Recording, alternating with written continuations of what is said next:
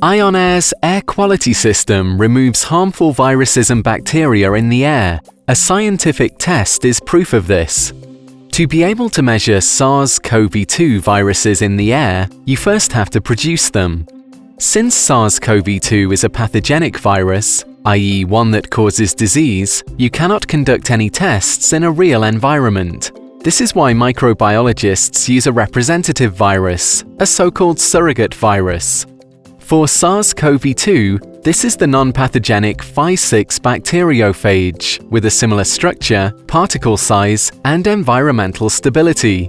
Bacteriophages are viruses that will only infect bacteria.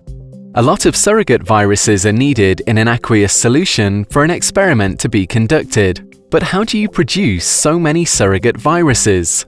You need to take the phi-6 bacteriophages and bring them into contact with a culture medium, plenty of bacteria. The infection now begins like it would in the human body. The phi-6 bacteriophages penetrate the bacteria and destroy them. New viruses are formed from the destroyed matter, which, in turn, infect other bacteria. The viruses produced in this way are then ultimately separated into an aqueous solution, the phage solution. During aerosolization, the particles are vaporized in the phage solution with an aerosolizer and discharged into the supply airflow. The aerosol that contains the surrogate viruses now reaches the measurement chamber via the supply air duct. After a certain amount of time, the concentration stabilizes and the measurement begins. For this, a sampling device suctions a defined volume of indoor air over a specified period of time. In the process, the surrogate viruses are deposited on a gel substrate. The viruses collected in this way are then dissolved in an aqueous solution in the laboratory, diluted accurately to a defined value, and the dilution stages are placed on agar plates with the right bacteria for the bacteriophages.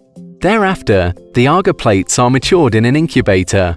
If surrogate viruses are present, they attack the bacteria culture medium and destroy it.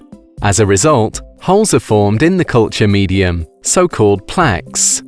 If you count the plaques in the last step, you obtain the mass of the surrogate viruses present in the solution, and thus the number of surrogate viruses present in the indoor air.